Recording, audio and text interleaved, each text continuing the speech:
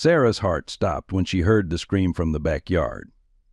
She dropped the phone mid-call and raced through the kitchen, nearly knocking over a chair in her desperation to reach the back door.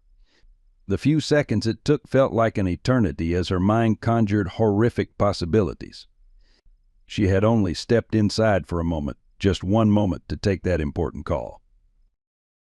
When she burst through the door onto the patio, the scene before her froze her blood. Apollo, their massive German shepherd, had his jaws clamped around Emma's clothing, dragging her small 5-year-old body forcefully across the yard. Emma's face was contorted in confusion and fear as the powerful dog yanked her away from her toys, his muscular body tense and focused with terrifying intensity. "Emma!" Sarah screamed, her voice breaking with panic. In that instant, everything slowed down. Every decision Sarah had made flashed before her, adopting Apollo despite everyone's warnings, leaving Emma alone with him despite her ex-husband's objections, stepping inside for just a minute, despite her own better judgment.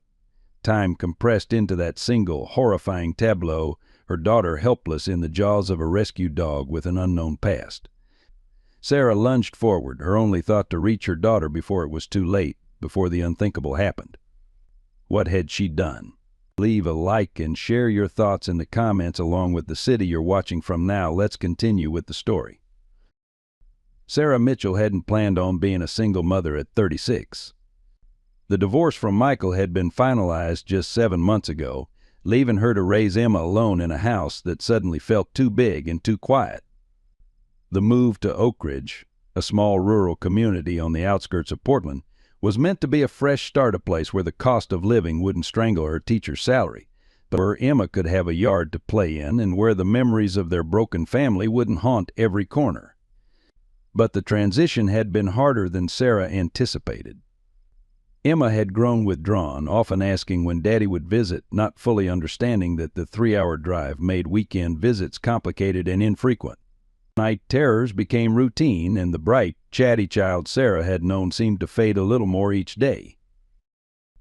It was Emma's therapist who had suggested a pet might help a companion to ease the loneliness and provide the unconditional love Emma so desperately needed.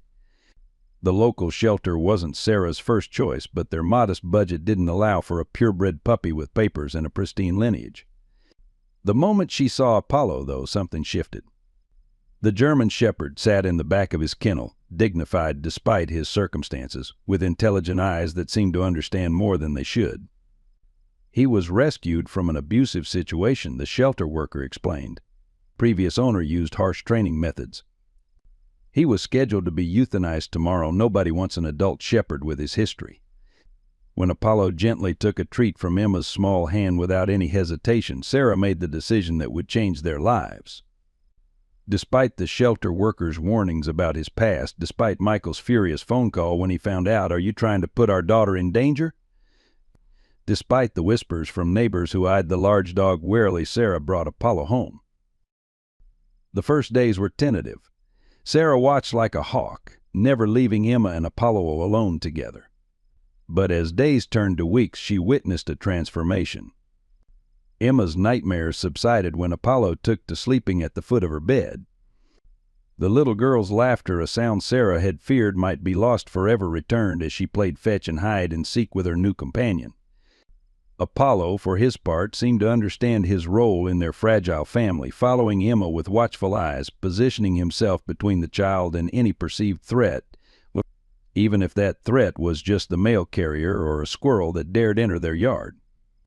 In Apollo, Sarah saw not the dangerous animal her ex-husband and neighbors feared, but a second chance at healing for them all. The morning had started like any other in the Mitchell household.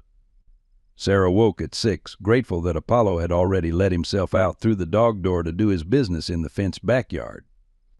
She prepared Emma's lunch peanut butter sandwich with the crust cut off, apple slices, and a chocolate chip cookie before gently waking her daughter. Emma's morning routine had become easier with Apollo's steady presence. The dog would nudge her when she dawdled too long over breakfast or when she got distracted while brushing her teeth.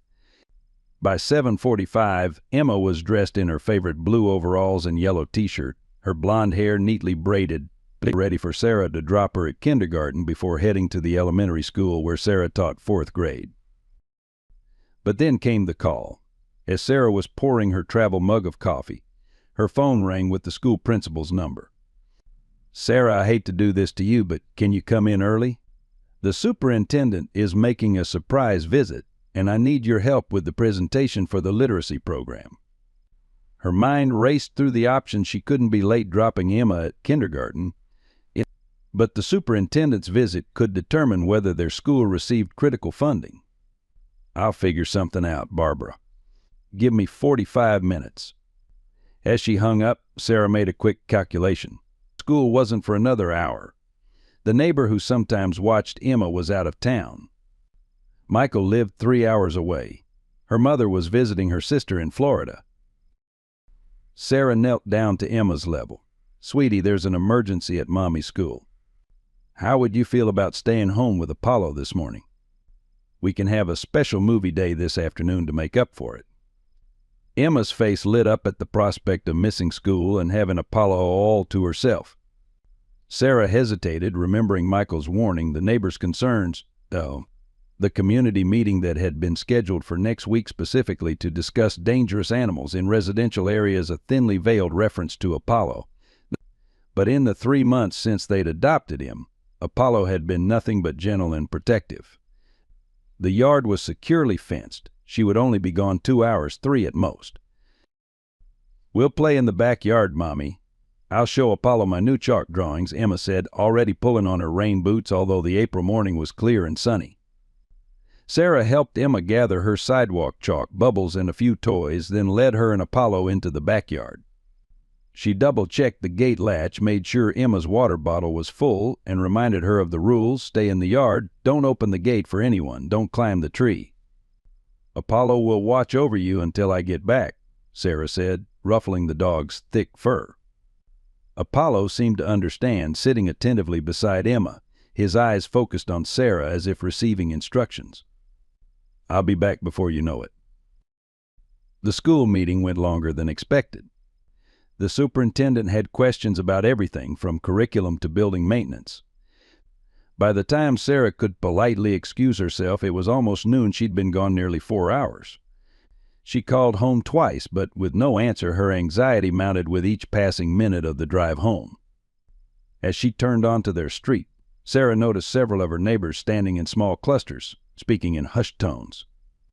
Mrs. Peterson, the elderly woman from across the street, actually crossed herself when she saw Sarah's car approaching.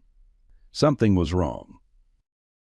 Sarah barely put the car in park before jumping out, leaving the driver's door open as she raced toward the house. That's when she heard Emma's high-pitched scream from the backyard. The sound cut through her like a physical pain, driving her forward with adrenaline-fueled speed. Through the kitchen she flew, knocking over a chair in her desperation, yanking open the back door with such force that the handle left an indentation in the adjacent wall. The scene that greeted her would be forever seared into her memory: Apollo, his teeth firmly gripping Emma's overalls, dragging her backward across the lawn. Emma's face showed confusion and fear, her small hands trying to push away the powerful dog. Sarah's mind went blank with terror. This was exactly what everyone had warned her about: a rescue dog with an unknown past, a history of abuse, a breed known for strength and aggression.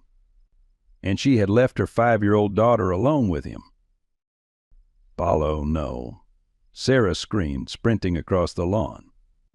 The dog didn't release Emma, instead pulling her more urgently, almost frantically. Sarah reached them in seconds, grabbing Emma and trying to pry her from Apollo's grip. But the dog was strong, determined. When Sarah tried to push him away, Apollo gave a low growl, the first aggressive sound she'd ever heard from him, and continued pulling Emma by her clothing. "Let go of her," Sarah yelled, her voice breaking with panic and rage.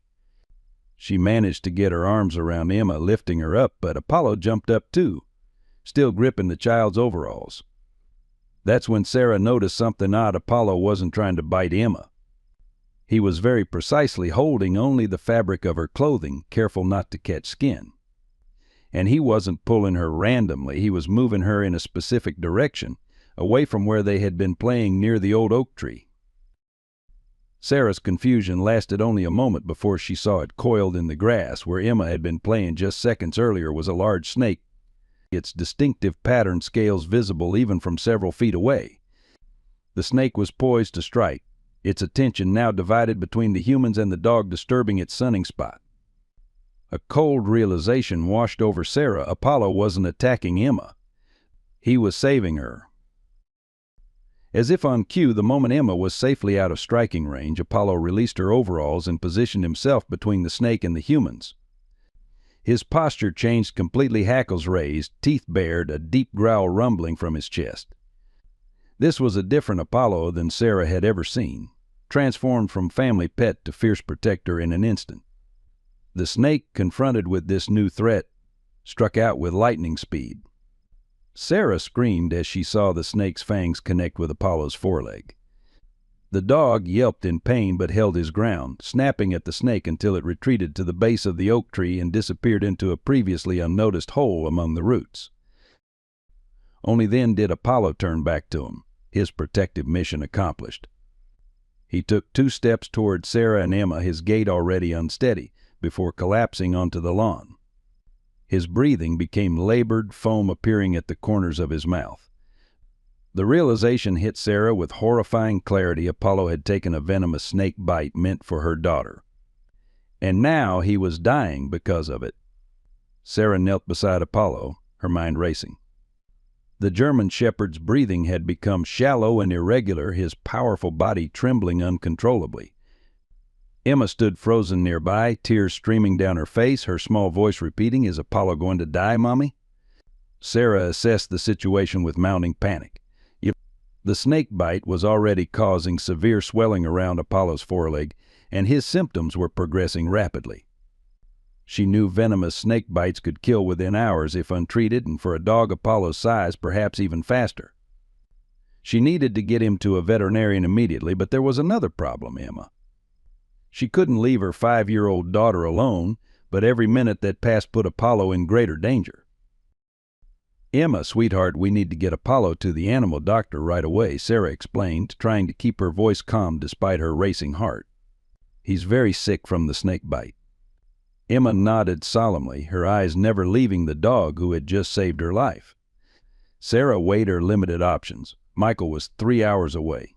Her regular babysitter was unavailable. Her neighbors, the thought stopped her cold. Most of her neighbors had made their feelings about Apollo quite clear. They considered him dangerous, a liability. All except one, perhaps. Dr. Reynolds lived just 2 houses down, a retired physician who had made no secret of his disapproval when Sarah adopted Apollo. He had even been the one organizing the community meeting about dangerous animals. But he was also a doctor, someone who had dedicated his life to saving others. Would he help?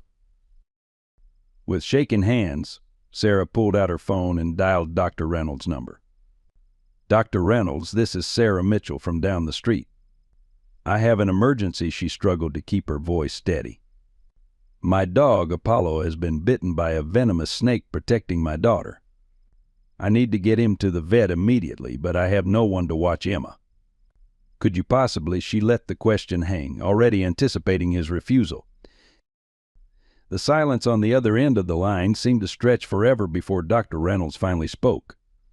"Your dog was bitten protecting Emma?" His tone was measured, careful. "Yes," Sarah confirmed. He pulled her away from a snake by her clothing. He put himself between them. The snake struck him instead of her. Another long pause followed. "Bring Emma here," Dr. Reynolds finally said, his voice softer than Sarah had ever heard it. "Go save your dog." With that problem solved, Sarah faced her next challenge, getting a 90-pound, increasingly unresponsive German shepherd into her car.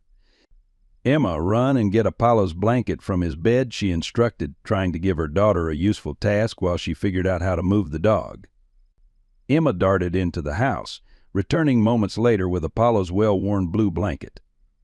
Sarah spread it on the ground next to Apollo, then carefully rolled him onto it.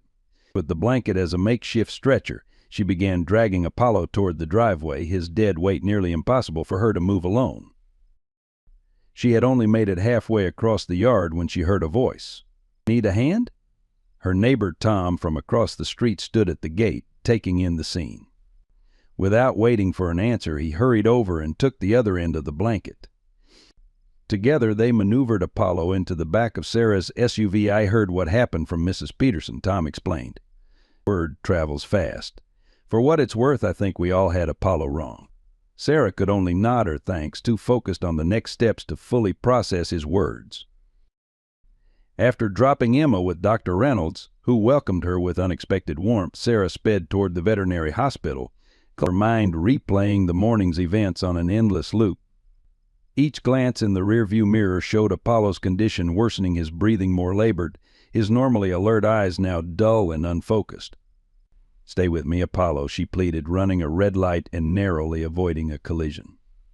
"Emma needs you. I need you." The 15-minute drive to the animal hospital was the longest of Sarah's life. Memories of the day she'd first seen Apollo at the shelter flashed through her mind, how he'd sat with quiet dignity despite his circumstances, how he'd gently taken treats from Emma's small hands, how the shelter worker had mentioned he was scheduled for euthanasia the very next day. "No one wants an adult shepherd with his history," they'd said. She remembered Michael's anger when he found out, the neighbors' whispered concerns, her own moments of doubt during those first few weeks. Had she made a terrible mistake bringing Apollo home? Now, with her dog dying in the back of her car because he'd saved her daughter, the answer seemed crushingly clear. Sarah screeched into the veterinary hospital parking lot and ran inside, words tumbling out in a panicked rush to the startled receptionist. "My dog's snake bite. Please hurry, he's dying."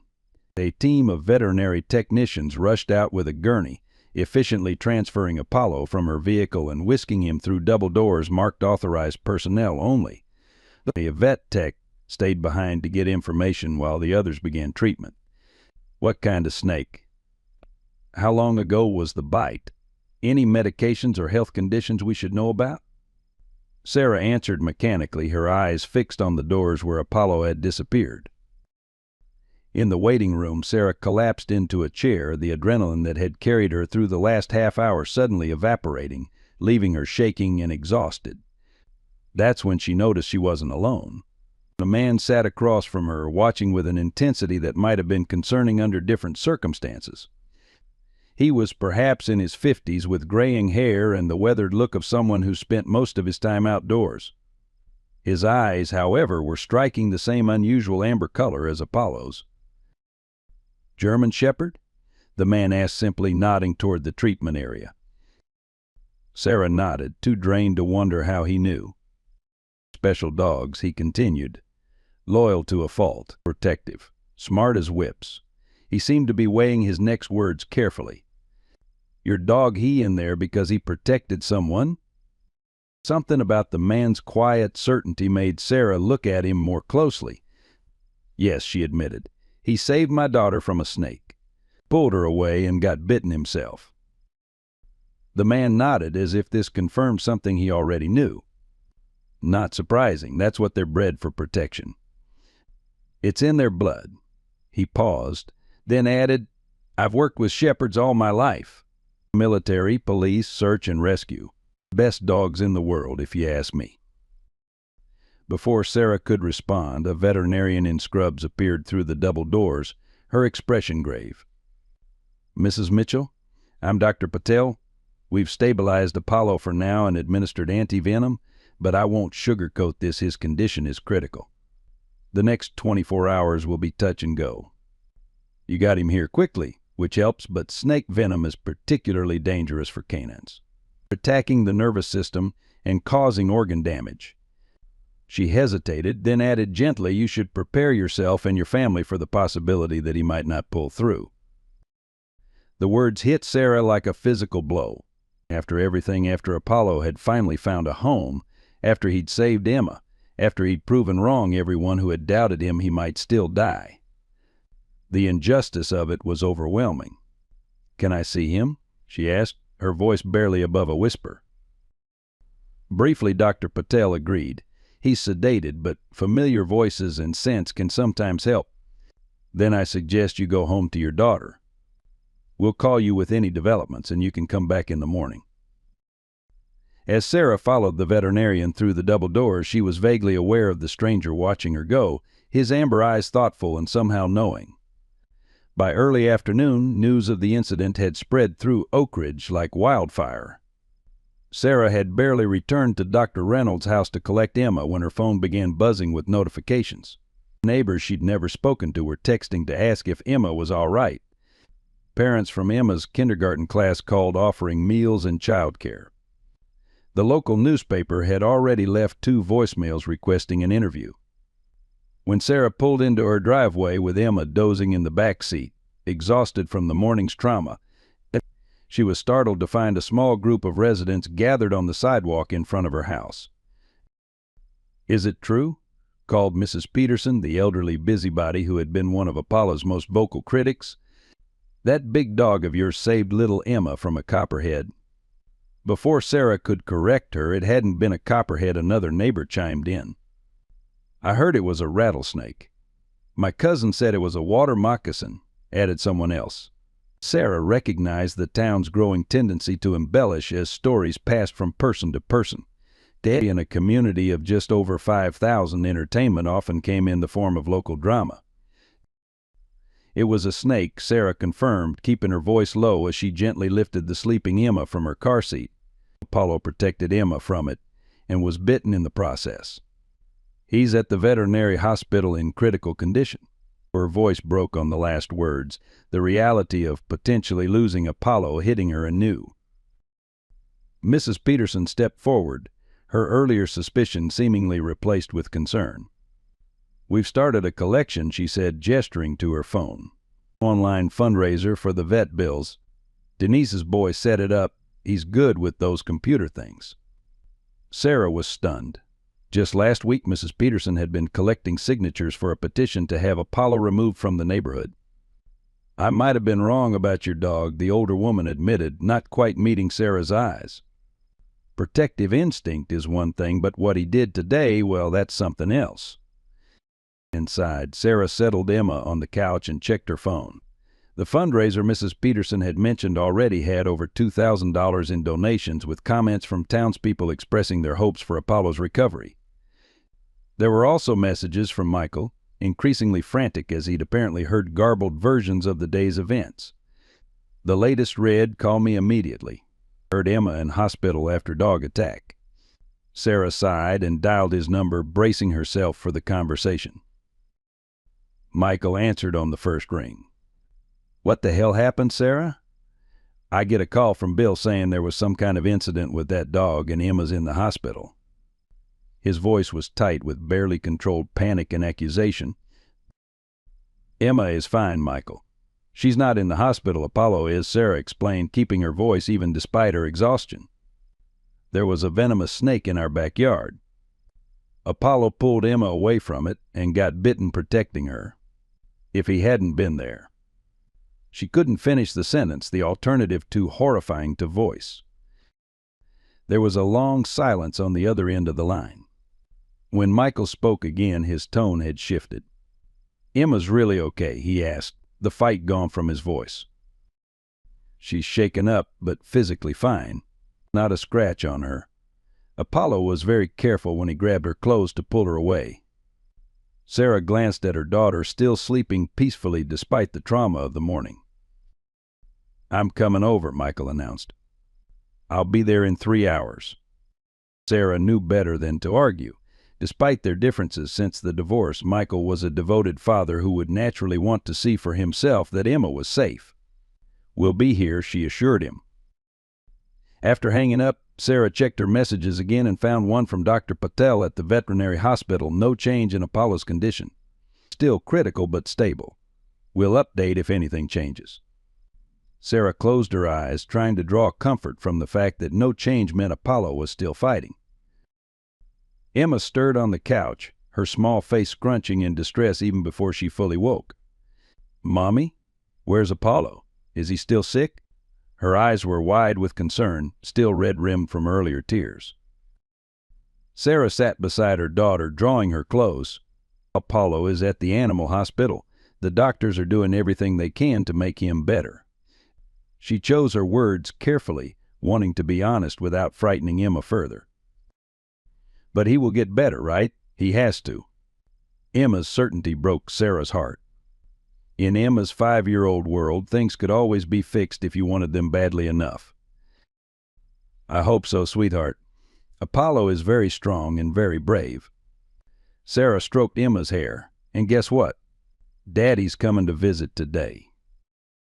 Emma's face brightened momentarily before clouding again. Will Daddy be mad at Apollo? He always says Apollo is dangerous. The question gave Sarah pause. Despite Michael's initial reaction on the phone, she wasn't sure how he would behave once he arrived. Would he see this incident as vindication of his concerns, or would he recognize Apollo's heroism? I think when Daddy hears how Apollo saved you, he'll feel differently, she said, hoping it was true. Throughout the afternoon, the stream of visitors and messages continued. Emma's kindergarten teacher brought over a get well card for Apollo that her entire class had signed. The local news station called requesting an interview. Even the mayor stopped by briefly, mentioning something about a civilian hero award that had Sarah wondering if he was already thinking about the positive publicity during an election year. By the time Michael's car pulled into the driveway at 7 that evening, Sarah was emotionally and physically drained. She opened the door before he could knock, gesturing for him to keep his voice down as Emma had finally fallen back asleep after a difficult afternoon of questions and worry. Michael looked haggard, the 3-hour drive after a full workday evident in the shadows under his eyes. She's really okay? He asked immediately, peering past Sarah toward the living room where Emma slept. See for yourself, Sarah said, stepping aside to let him in. Physically, she's fine. Emotionally, she's worried sick about Apollo. Michael knelt beside the couch, gently brushing a strand of hair from Emma's face. The tenderness in the gesture reminded Sarah of what she had once loved about him. After assuring himself that Emma was indeed unharmed, he turned back to Sarah. Tell me exactly what happened. Sarah recounted the morning's events as precisely as she could or need to leave for the school meeting, Apollo's actions when the snake appeared, a rush to the veterinary hospital, and the community's surprising response. Michael listened without interrupting, his expression unreadable. You left her alone, he finally said, his voice low but sharp. I left her with Apollo, Sarah corrected, though the guilt that had been gnawing at her all day intensified. And thank God I did, or she couldn't finish the sentence. This is exactly why I should have primary custody, Michael said, his lawyer's instincts evidently overriding any momentary goodwill. First you bring a dangerous dog into the house, then you leave our daughter unsupervised. That dangerous dog saved her life today. Sarah shot back, keeping her voice low for Emma's sake. Michael's response was cut off by a knock at the door. Sarah opened it to find a man she didn't recognize until she realized it was the stranger from the veterinary hospital waiting room, the one with the amber eyes so like Apollo's. Mrs. Mitchell, he said, his voice as quietly intense as his gaze. I apologize for coming to your home like this. I'm James Reeves. He hesitated, seeming to weigh his next words carefully. I believe you have my brother's dog. Sarah stared at him, uncomprehending. Behind her, she felt Michael move protectively closer. My brother, Daniel Reeves, James continued. He was Apollo's original owner, the one who he trailed off, apparently unable to say the words. The one who abused him, Sarah finished, her voice hardening. The one who broke his ribs and starved him. James nodded, his expression pained. Yes, my brother has problems, severe ones. I've been searching for Apollo since I learned what Daniel had done to him. When I heard about a German shepherd saving a child from a snake bite at the clinic today, I had a feeling it might be him. He paused. Apollo was originally from a specialized breeding program for service and protection dogs. My brother acquired him under false pretenses, claiming he needed a service animal. Sarah felt her heart sink. Was this man here to reclaim Apollo? To take him away from them just when he'd proven his worth and found his place in their family? Apollo is my dog now, she said firmly. I adopted him legally from the shelter. James held up his hands placatingly. I'm not here to take him from you. Quite the opposite. I'm here to help. He reached into his jacket and pulled out a thick envelope. This contains Apollo's original training records, his medical history, and documentation of his lineage. He comes from an exceptional line of working German Shepherds. His father was a decorated police K9. His mother a certified therapy dog. Apollo himself was in training for protection work when my brother acquired him. "Why are you giving me this?" Sarah asked, confused by the unexpected turn of events. "Because I heard at the clinic that Apollo might not make it," James said solemnly.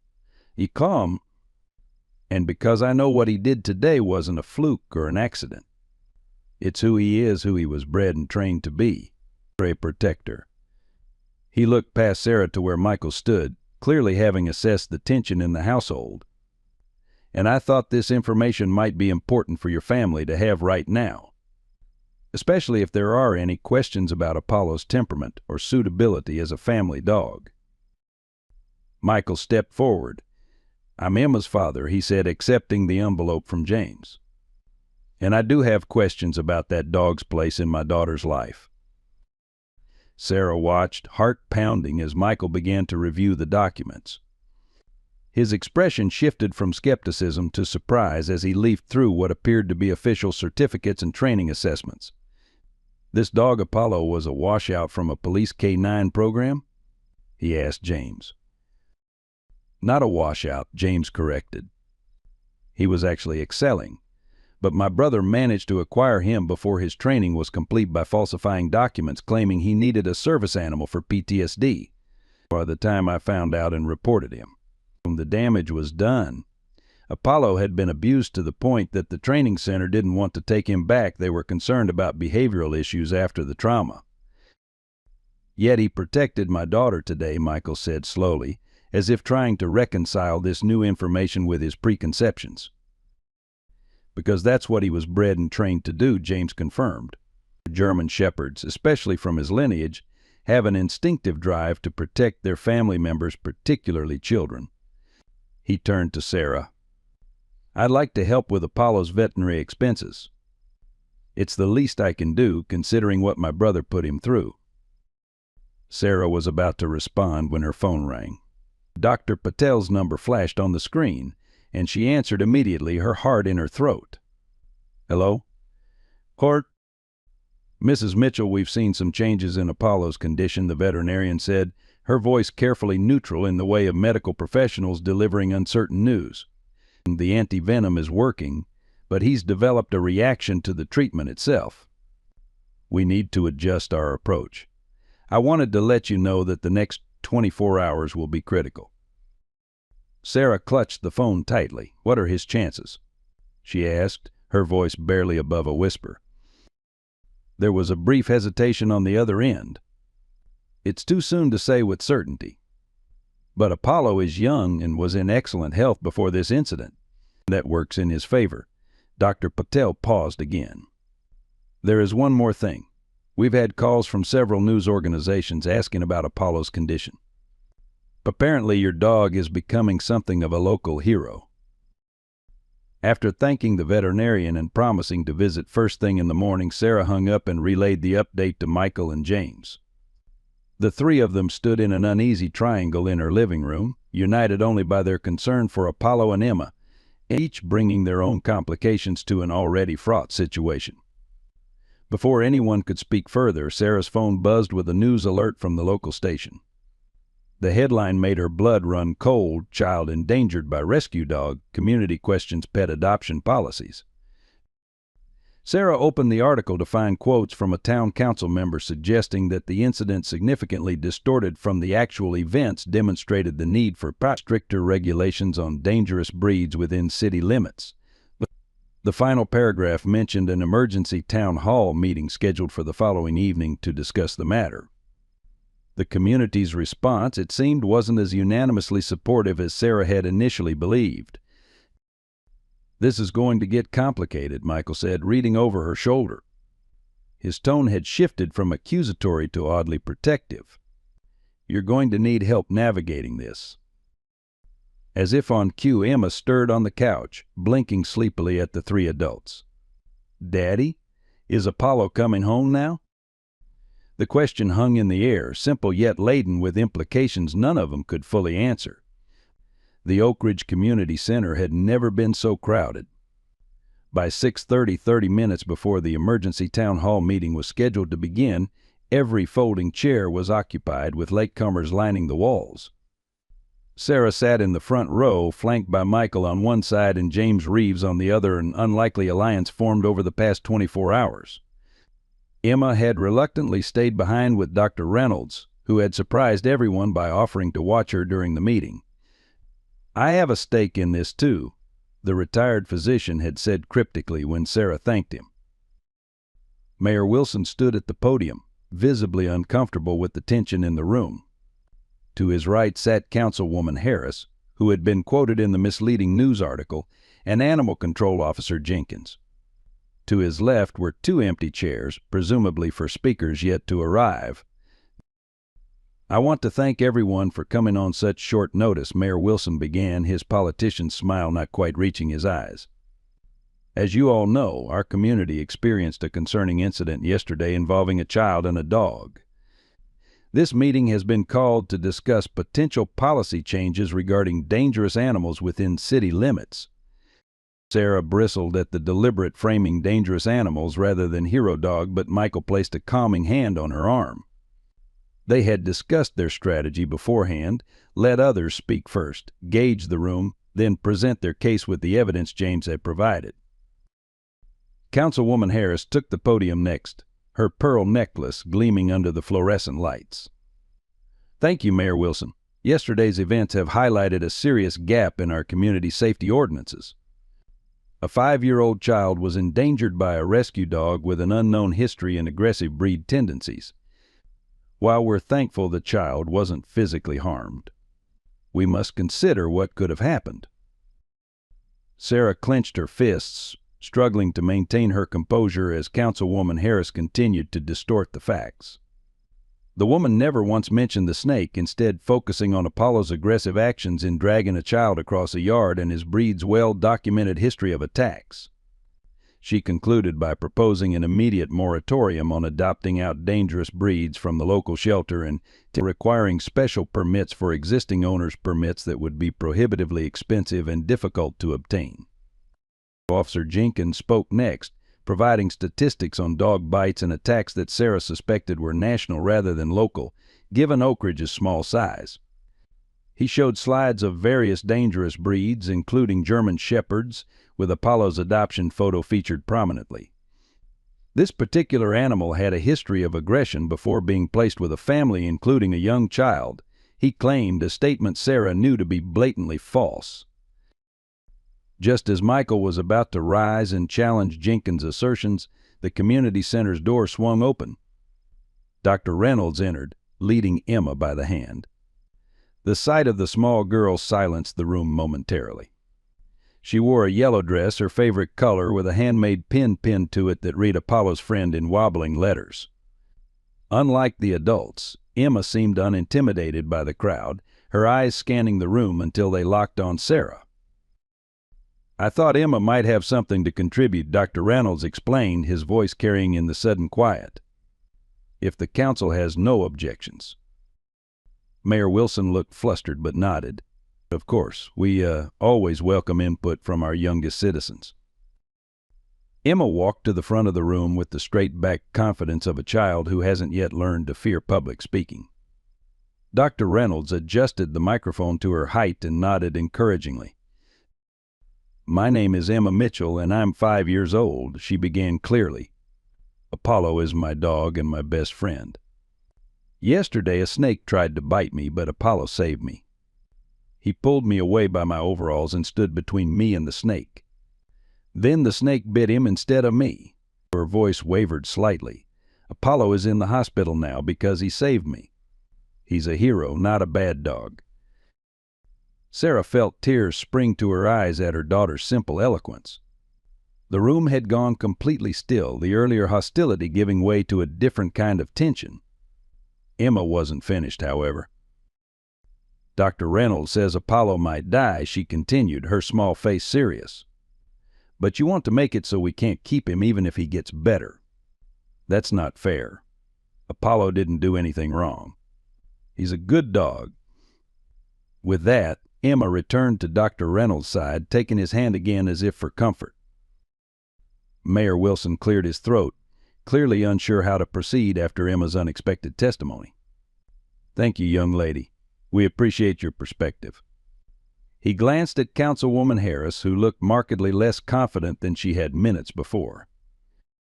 Dr. Reynolds stepped forward then. "If I may, Mr. Mayor, I'd like to speak as well." "Dr. Reynolds, we didn't expect you to." "I know," the older man interrupted, "but I think it's important that I share my observations." Without waiting for permission, he moved to the podium. "Many of you know me. I've practiced medicine in this town for over 40 years before retiring. I've also been one of the most vocal critics of allowing so-called dangerous breeds in residential areas. In fact, I was the one who organized this very meeting." Sarah exchanged a confused glance with Michael. Where was Dr. Reynolds going with this? "But I was wrong," Dr. Reynolds continued, his voice strong despite his age. "Yesterday I witnessed something that changed my perspective entirely. When Sarah Mitchell called me in desperation, needing someone to watch her daughter while she rushed her dog to the veterinary hospital, I agreed reluctantly. I didn't understand why she would prioritize a dog over ensuring her child was properly supervised after such a traumatic event." He paused, looking directly at Sarah. "But then Emma told me what happened. She showed me the spot in the yard where the snake had been.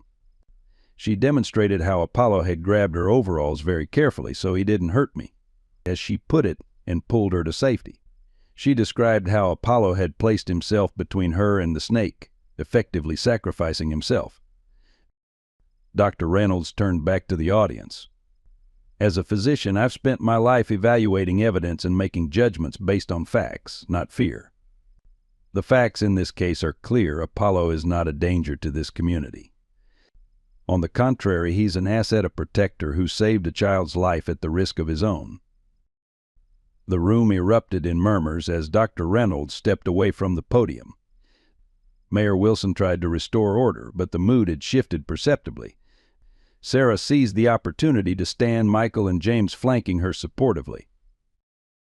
"Mr. Mayor, members of the council, I'd like to address the meeting as well," Sarah said, her teacher's voice cutting through the noise.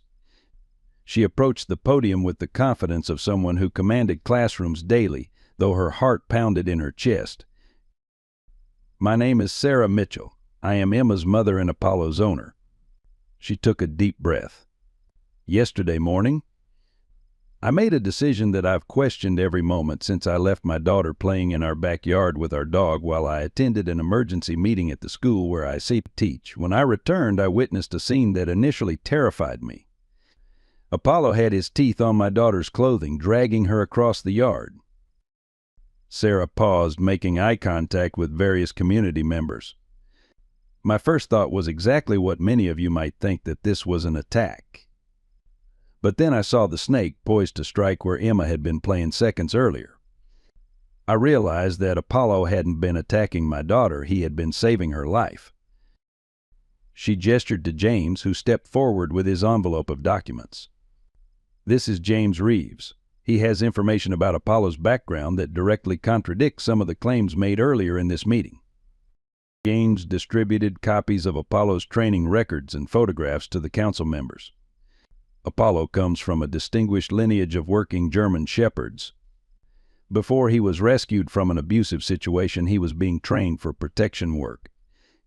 His actions yesterday weren't random or aggressive. They were exactly what he was bred and trained to do: protect the vulnerable, especially children." As the council members reviewed the documents, Sarah's phone vibrated in her pocket. She pulled it out to find a message from Dr. Patel, Apollo showing improvement. Still critical, but responding to treatment. "Call when you can." Relief flooded through her, but she forced herself to focus on the matter at hand. Michael stepped forward next, his presence commanding in the way only an experienced attorney's could be. "Ladies and gentlemen, I'm Michael Mitchell, Emma's father. Until yesterday, I was one of Apollo's strongest critics. I worried about my daughter's safety living with a large dog of unknown background. He paused, letting the admission sink in. I was wrong. The documentation you're reviewing shows not only Apollo's exceptional lineage, but also his specialized training. His actions yesterday were not those of a dangerous animal, but of a highly trained protection dog performing exactly as he was meant to. Michael turned to face the audience directly. I'm a family law attorney. I understand the instinct to protect children through legislation. But any ordinance that would prevent dogs like Apollo from being part of our community would not enhance safety, it would reduce it. My daughter is alive today because of Apollo's protective instincts. Councilwoman Harris, visibly flustered by the turn of events, attempted to regain control of the narrative. While this is all very touching, the fact remains that large, powerful breeds pose an inherent risk, especially in households with children. The dog in question has a history of being abused, which can lead to unpredictable behavior. We must consider the safety of all children in our community, not just Emma. Before anyone could respond, the community center doors opened again. All heads turned to see Dr. Patel entering, still wearing her scrubs, looking exhausted but determined. I apologize for interrupting, she said, her voice carrying despite her evident fatigue.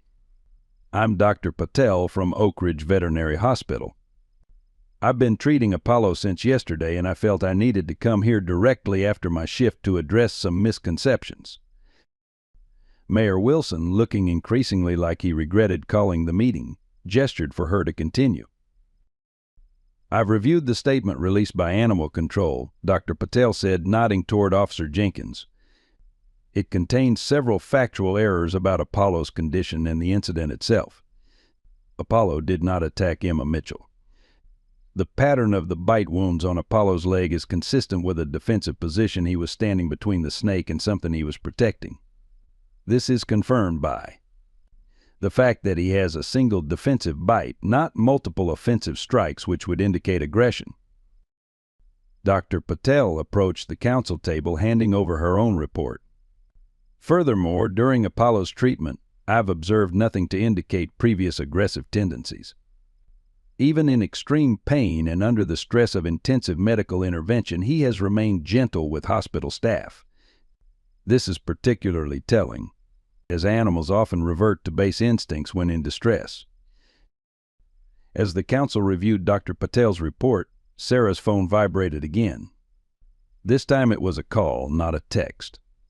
She stepped away from the podium to answer it, her heart racing with both hope and fear. Mrs. Mitchell? This is Nurse Garcia from Oak Ridge Veterinary Hospital, came a voice she didn't recognize. I'm calling about Apollo. Sarah felt the blood drain from her face. Yes? Has something happened? He's experiencing complications from the antivenom treatment. Dr. Patel wanted me to inform you immediately. His condition has deteriorated in the last hour. We're doing everything we can, but the nurse's professional demeanor softened. You might want to come as soon as possible.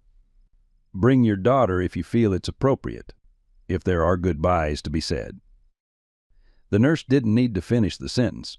Sarah thanked her mechanically and ended the call, her mind reeling. How could this be happening? Just minutes ago, Dr. Patel had reported improvement. Now Apollo was dying, and she was trapped in this meeting fighting for a future that might not even matter anymore. Sarah returned to the front of the room, the grief evident on her face. Michael immediately moved to her side, concern replacing his professional demeanor. What is it? He asked quietly. It's Apollo, Sarah managed, her voice breaking. He's taken a turn for the worse. They're saying we should come now to say goodbye. The words, though spoken softly, carried in the hushed room. Emma, who had been sitting quietly with Dr. Reynolds, jumped to her feet. Mommy? Is Apollo going to heaven? Her small voice, filled with understanding beyond her years, broke the final barrier of Sarah's composure. I don't know, sweetheart, Sarah answered honestly, tears streaming down her face. But we need to go see him right now. Dr. Patel, overhearing the exchange, looked stricken. I left an hour ago. He was stabilizing then. I'll drive you there immediately. Mayor Wilson cleared his throat, clearly struggling with the emotional turn of events. I think this meeting can be adjourned for now. We'll reconvene at a later date after. He trailed off, unsure how to delicately reference the possible death of the dog around whom the entire controversy centered. As Sarah gathered Emma's things, preparing to leave for what might be their final moments with Apollo, Councilwoman Harris approached them. Her earlier confidence had evaporated, replaced by genuine concern. Mrs. Mitchell, she seemed at a loss for words. I'm sorry about your dog. Whatever the outcome of tonight's meeting would have been, that doesn't change the fact that Apollo did a brave thing for your daughter. Sarah managed a nod of acknowledgement, too focused on getting to the hospital to engage further. As their unlikely group Sarah, Emma, Michael, James, Dr. Reynolds, and Dr. Patel headed for the exit, Sarah became aware of movement behind them. The entire room had risen to its feet. One by one, the community members who had come to potentially vote Apollo out of their neighborhood formed a silent corridor of support, many with tears in their eyes. Outside, Michael took charge, his lawyer's mind cutting through the emotion to focus on logistics. Dr. Patel, you take Sarah and Emma in your car. You know the fastest route to the hospital. Dr. Reynolds, can you follow with James and me? At the older doctor's nod, Michael turned to Sarah, pulling her into a brief, fierce hug. We'll be right behind you. Apollo's not going to be alone, no matter what happens. As Sarah buckled Emma into Dr. Patel's car, her daughter clutched the small Apollo's friend pinned to her chest like a talisman. Mommy, she said with the simple faith of childhood, Apollo saved me from the snake. Now we have to save him. Sarah kissed the top of her daughter's head, wishing she could promise that they would. Instead, she said the only thing she knew for certain, we're going to try, sweetheart, with everything we have. The veterinary hospital's harsh fluorescent lighting cast everyone in a sickly pallor as Sarah and Emma rushed through the sliding doors, Dr. Patel leading the way. Michael, James, and Dr. Reynolds followed moments later, creating an unlikely procession through the sterile corridors. The night nurse, surprised by the crowd arriving at 9:18 p.m., quickly ushered them to a private consultation room rather than the standard waiting area. Apollo's been moved to our intensive care unit, the nurse explained, her voice professionally composed despite the gravity of the situation. Dr. Hoffman is with him now. He's our emergency specialist. She hesitated, glancing at Emma, clearly unsure how much to say in front of the child. Dr. Patel stepped in, kneeling to Emma's level. Emma, would you like to draw a picture for Apollo while the grown-ups talk for a minute? She produced a small notepad and pen from her pocket, a pediatric veterinarian's habitual tools for distracting children during difficult conversations. While Emma settled at a corner table with her impromptu art supplies, the adults huddled on the opposite side of the room. The nurse's expression conveyed the severity of the situation before she even spoke. Apollo's kidneys are failing, likely a reaction to both the venom and the anti-venom. His blood pressure is dangerously low, and he's developed cardiac arrhythmia, irregular heartbeat. Dr. Hoffman has him on IV fluids, medication for the arrhythmia, and oxygen support, but... She paused, her professional demeanor slipping momentarily. We're doing everything medically possible, but you should prepare yourselves. Sarah felt Michael's hand on her shoulder, steadying her as the room seemed to tilt. Can we see him? She asked, her voice barely audible. Yes, but the nurse looked at Emma again. It might be distressing. He's connected to several machines, and he doesn't look like himself right now. Emma needs to see him, Sarah said with unexpected firmness. If Apollo doesn't make it, she needs to say goodbye. I won't deny her that closure. She recalled Emma's nightmare-filled months after Michael moved out, how the abrupt disappearance of her father from daily life had left psychological wounds that were still healing. She wouldn't let Apollo vanish from Emma's life without a chance for farewell. The ICU was quieter than Sarah expected, the beeping of monitors muted to reduce stress on the animals. Apollo occupied the largest enclosure, a glass-fronted room designed for larger breeds. The sight of him drove the breath from Sarah's lungs. The powerful, dignified dog who had saved her daughter lay motionless on a padded table, an oxygen mask over his muzzle, multiple IV lines running into his front leg, and monitoring equipment attached to his chest and paws. His normally alert ears lay flat against his head, and his eyes, when they fluttered open at their approach, were dull with pain and confusion. Emma froze in the doorway, her small hand tightening in Sarah's. "That's not Apollo," she whispered, horrified by the transformation of her vibrant playmate. "It is, sweetheart," Sarah said gently, kneeling beside her. "He's very sick, but it's still Apollo. He can hear you and smell you, even if he can't get up right now." Dr. Hoffman, a gray-haired man with kind eyes behind wire-rimmed glasses, approached him. "You must be the Mitchell family. Apollo's been fighting hard." He addressed Emma directly, without the condescension adults often used with children. "Your dog is very brave. Would you like to talk to him? Sometimes that helps our patients feel better." Emma nodded solemnly, allowing Sarah to guide her to Apollo's side.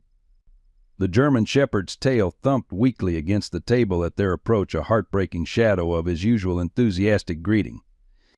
Emma hesitantly reached out to touch his paw, the only part of him that seemed free of medical equipment. "Hi, Apollo," she said, her voice small but clear. "Thank you for saving me from the snake. You have to get better now, okay? I drew you a picture." She held up her drawing, a child's representation of a girl and a dog standing together under a bright yellow sun. "See? It's us when you come home." Apollo's eyes, clouded with pain, fixed on Emma. With visible effort, he lifted his head slightly toward her, his tail giving another weak thump. The monitoring equipment registered a momentary spike in his heart rate recognition, perhaps, or a final rally of his fading strength. "I think he sees your picture, Emma," Sarah said, fighting to keep her voice steady. "That was very kind of you to make it for him." Dr. Hoffman cleared his throat discreetly. "I need to administer Apollo's next round of medication. Perhaps Emma would like to see our therapy cat in the next room. Marmalade is very friendly, and he helps comfort our patients' families." Understanding the doctor's intention to speak with the adults privately, Dr. Reynolds stepped forward. "I'd be happy to introduce Emma to Marmalade, if that's all right, Sarah?" With Emma safely out of earshot with Dr. Reynolds, Dr. Hoffman's professional optimism faded. "I won't mislead you. Apollo's condition is grave. The venom has caused cascading system failures that are extraordinarily difficult to reverse. Even with aggressive treatment, his chances of survival are—" He hesitated, clearly searching for words that wouldn't devastate them completely. "They're not good. If he makes it through the night, there's hope, but the next few hours are critical." James, who had been quietly observing until now, spoke up. "Doctor, I've worked with military canines for many years. I've seen dogs recover from situations that should have been fatal. German shepherds, especially those from Apollo's lineage, have exceptional constitutions." Dr. Hoffman acknowledged this with a nod. "That's true, and it's certainly in his favor. His youth and prior excellent health also help. But I need you to understand the severity of the situation so you can make informed decisions."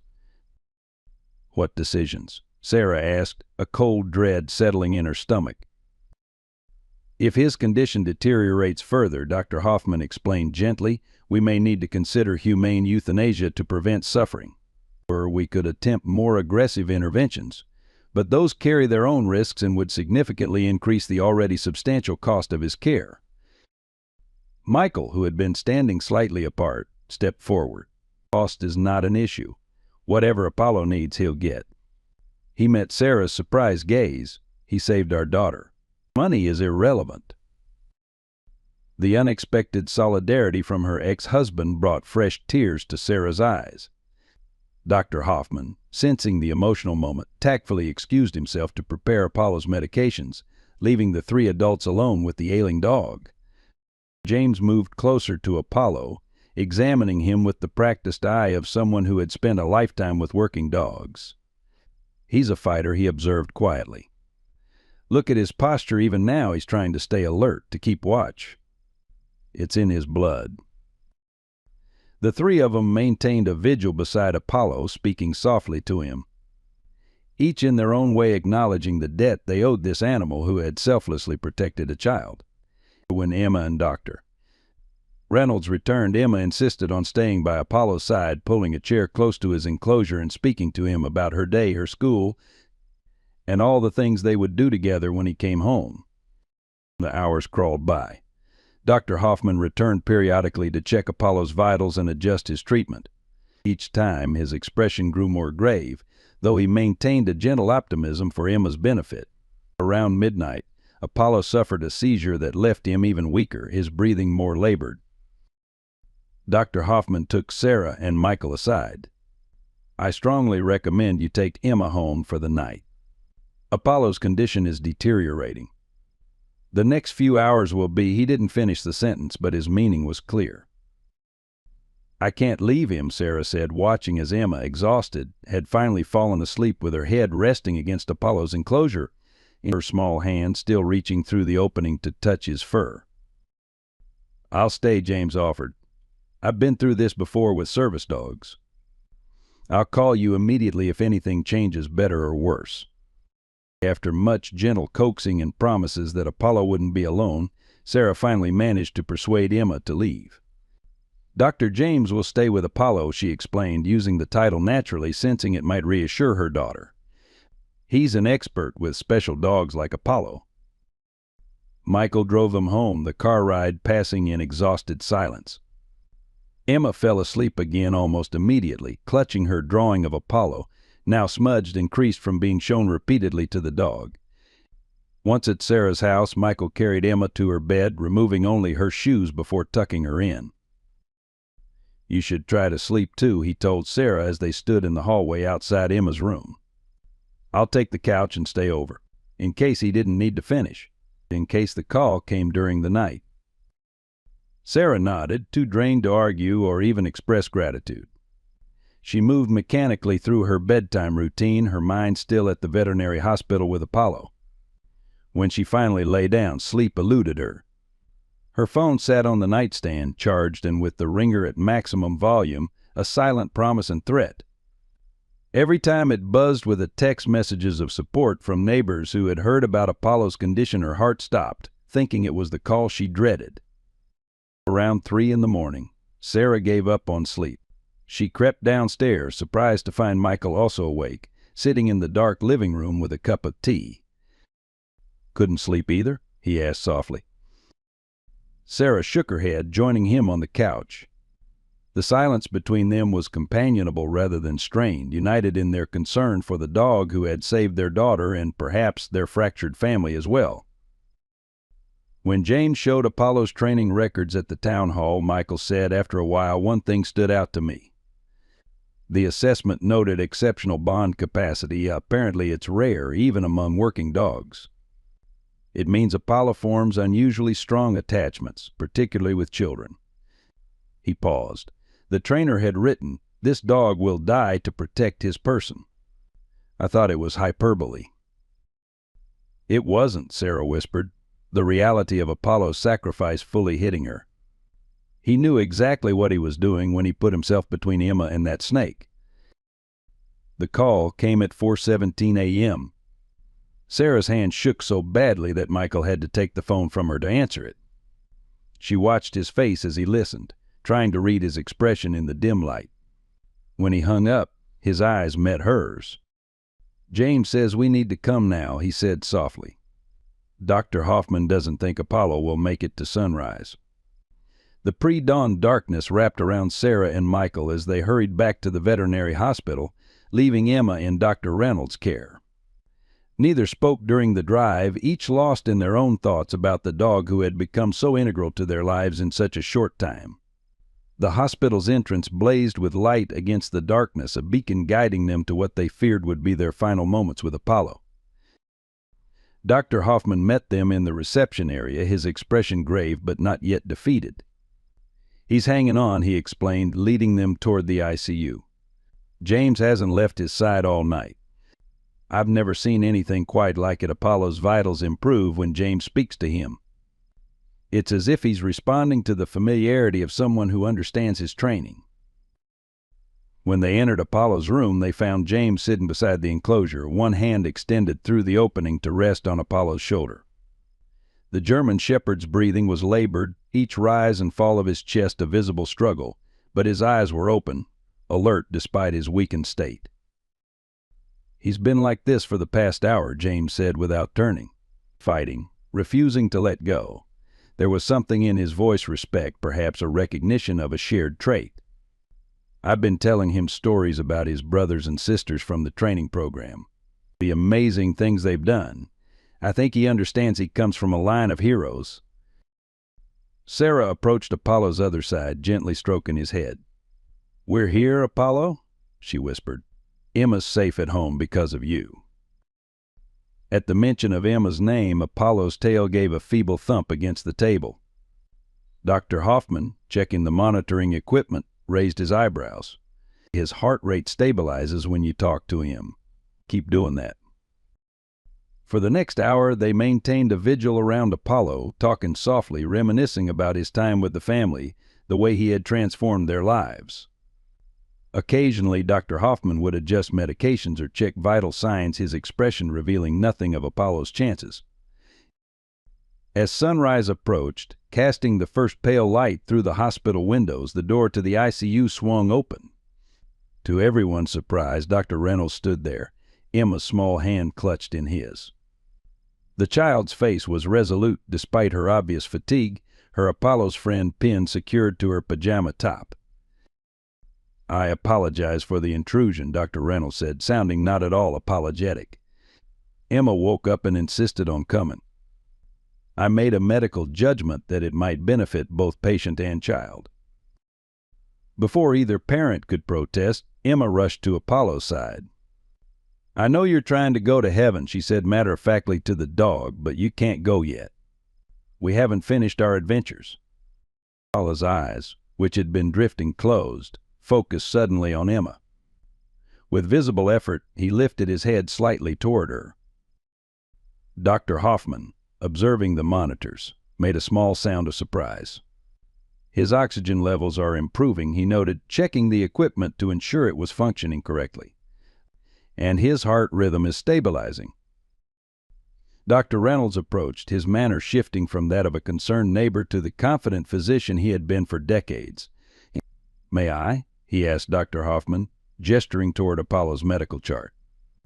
After receiving a nod, he studied the records carefully, his expression growing increasingly thoughtful.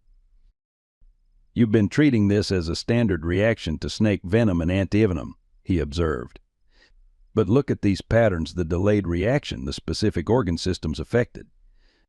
This resembles cases I've seen in human medicine where there's an underlying factor complicating the presentation." Dr. Hoffman frowned, defensive but professional.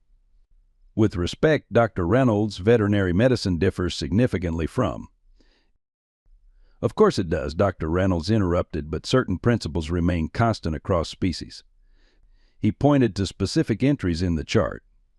"Have you tested for pre-existing conditions that might exacerbate a reaction to the treatments, particularly autoimmune markers?" The younger doctor paused, considering. "No, given the acute nature of the crisis and clear cause." "Test him," Dr. Reynolds insisted, with the authority of someone accustomed to being obeyed in medical settings. "I've seen this before.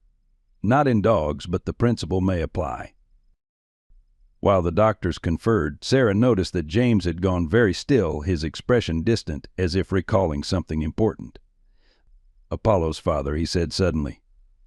"He had an unusual reaction to a standard vaccine. The breeding program kept it quiet because it was a one-time incident, but he looked at Dr. Reynolds with newfound respect. You might be onto something." Dr. Hoffman, after a moment's consideration, nodded. "I'll order the tests. It's unorthodox," but at this point he gestured toward Apollo, whose condition, while still grave, had somehow stabilized in Emma's presence. "We have nothing to lose." The next few hours passed in a blur of medical activity. Emma refused to leave Apollo's side, so the adults took turns staying with her while the others caught short naps in the waiting room. By mid-morning, Dr. Reynolds and Dr. Hoffman emerged from their consultation with renewed energy. We were treating the symptoms, not the underlying condition, Dr. Hoffman explained, his earlier defensiveness replaced with professional excitement at a potential breakthrough. Apollo has an uncommon immune response that essentially causes his body to overreact to certain proteins both in the venom and in our standard treatments. We've adjusted his medication accordingly. Will he be okay now? Emma asked, direct as only children can be. The veterinarian knelt to her level. We can't promise anything, Emma. Apollo is still very sick, but we've given him a better fighting chance. Around noon, as sunlight streamed through the hospital windows, Dr. Reynolds drew Sarah and Michael aside. His normally stern features had softened, and for the first time Sarah noticed the deep sadness that seemed to reside permanently in his eyes. There's something I need to tell you, he said quietly. Something I should have shared a long time ago. He guided them to a private consultation room, closing the door behind them. 27 years ago, my son Daniel was attacked by a German shepherd, he began, his voice steady despite the obvious difficulty of the topic. He was 5 years old, much like Emma. The dog belonged to our neighbor. It had always seemed gentle, playable. One day it turned on Daniel without warning, or so I believed at the time. The injuries were significant. Daniel survived, but he required extensive reconstructive surgery. Sarah gasped softly, understanding dawning. That's why you opposed Apollo being in the neighborhood. Dr. Reynolds nodded. I've spent nearly 3 decades warning people about the dangers of certain breeds, especially around children. It became something of a crusade for me. He paused, gathering himself. But yesterday, watching Apollo protect Emma, and then last night when I saw how devastated she was by the thought of losing him, I began to question everything I believed. What changed your mind? Michael asked. I called the family who had owned the dog that attacked Daniel. We haven't spoken since we moved away shortly after the incident. The wife answered her husband passed years ago. When I explained why I was calling, she said something that shook me to my core. Dr. Reynolds took a deep breath. She said, we always wondered if you knew about the snake. Sarah and Michael exchanged confused glances. Apparently after we left, they found a dead snake in their yard, venomous, like the one in your garden. They believed the dog wasn't attacking Daniel, it was protecting him, just as Apollo protected Emma. But in the chaos and terror of the moment, all I saw was my son being mauled. I never gave that dog a chance to be understood. His voice broke slightly. I've spent nearly 3 decades blaming an animal that may have been trying to save my son's life. The revelation hung in the air between them, its implications unfolding like ripples from a stone dropped in still water. Not only had Dr. Reynolds been wrong about Apollo, but his entire crusade against dangerous breeds had been built on a misunderstanding, a tragedy compounded by misinterpretation. That's why I brought Emma to the hospital this morning, he continued. I couldn't bear the thought of another child losing a protector because of fear and ignorance, even my own. Before Sarah or Michael could respond, James appeared at the door, his expression urgent.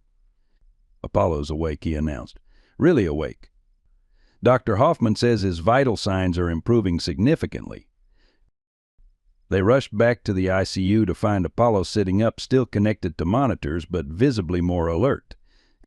Emma sat cross-legged beside his enclosure, reading aloud from a picture book one of the nurses had found for her. Apollo's eyes were fixed on her, his ears perked forward attentively. Dr. Hoffman approached with an update. The new treatment protocol is working better than we anticipated.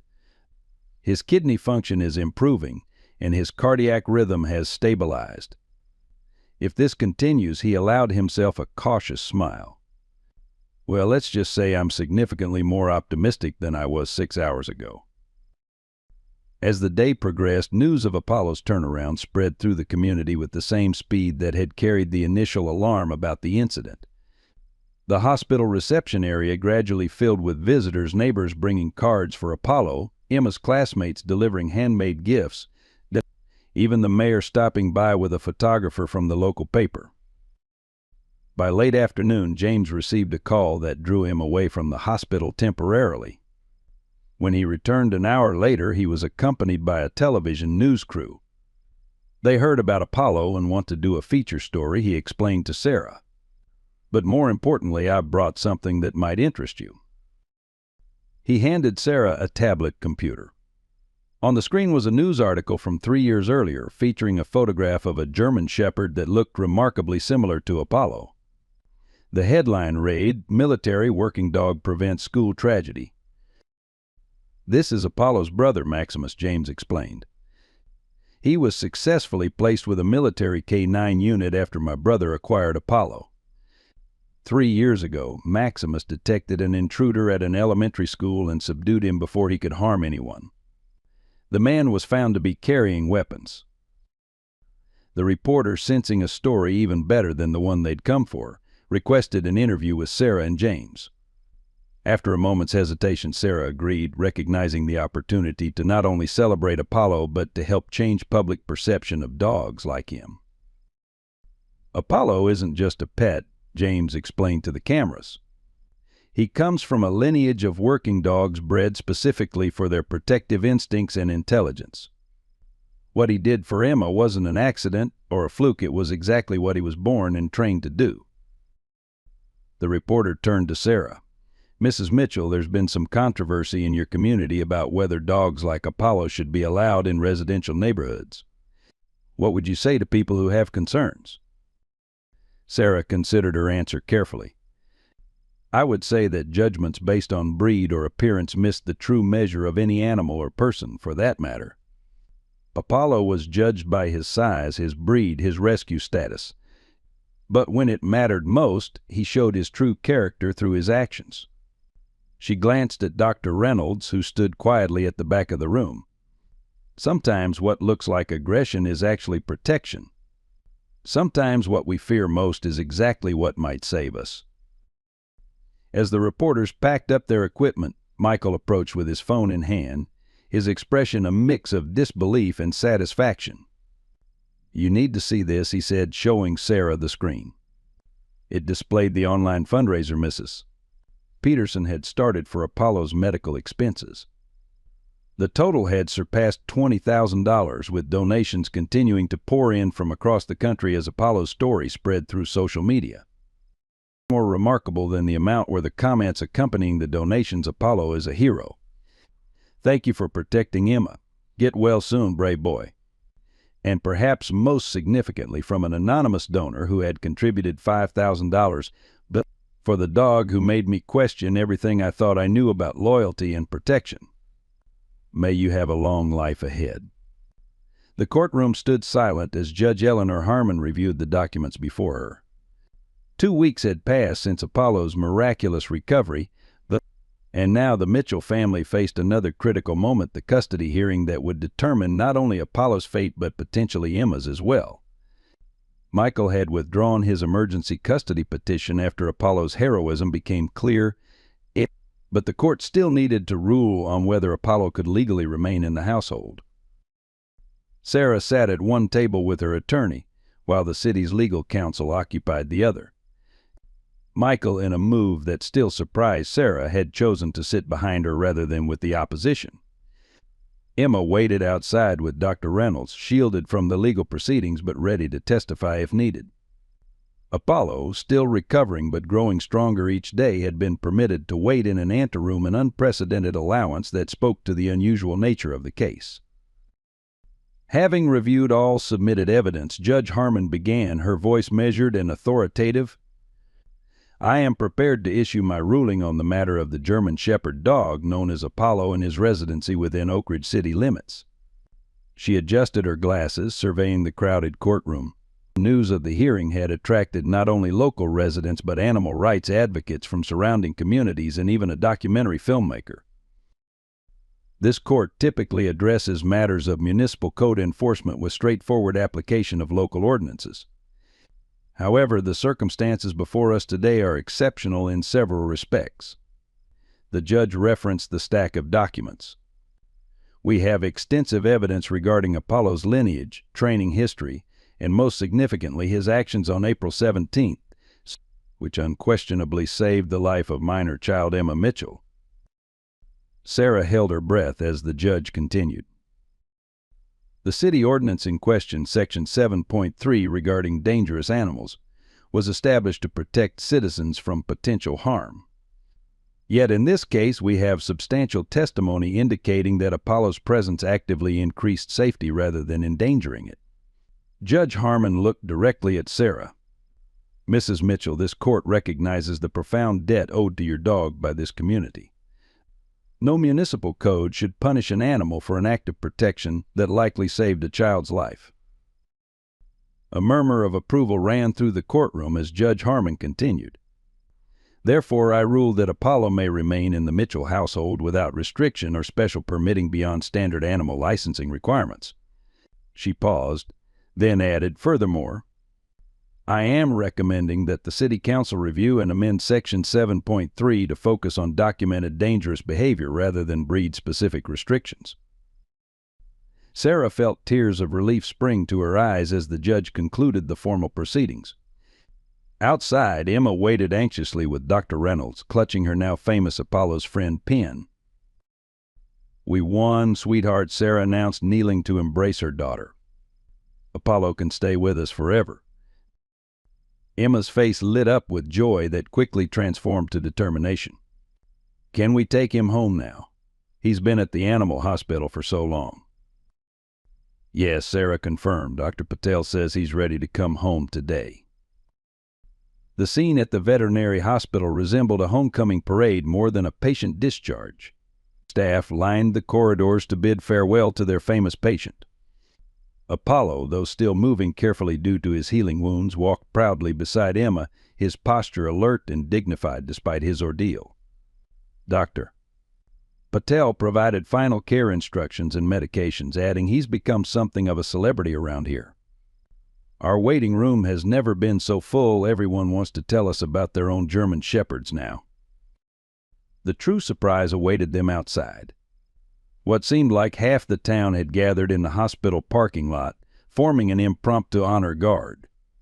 Children held handmade signs reading, "Welcome home, Apollo and our hero dog."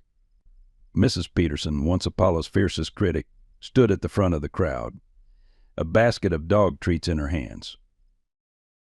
"We thought he deserved a proper welcome," she explained, seeming almost shy in the face of Sarah's emotional reaction. "The neighborhood won't be the same without him patrolling it."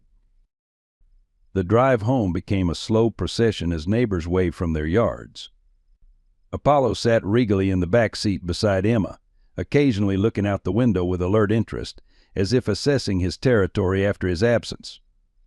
When they pulled into their driveway, Sarah was startled to see Michael's car already parked there, along with an unfamiliar truck bearing the logo of a professional fence company. Michael stood in the backyard, directing workers who were reinforcing the fence around the property.